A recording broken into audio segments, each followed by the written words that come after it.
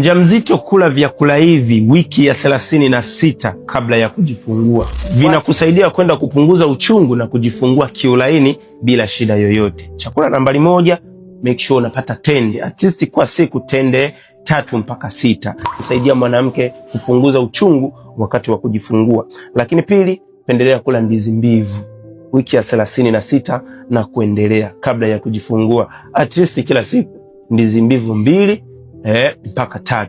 Lakini 3, make sure unakula sana mboga za majani ya kijani kibichi kama spinach, broccoli ama mchicha. Hizi zinakusaidia kwenda kuongeza madini ambayo yanakwenda kusaidia ile misuli ama zile tishu ili ziweze kuachia taratibu taratibu, ili usije ukajikuta unajifungua kwa uchungu mkubwa sana. Naamini umejifunza katika hili.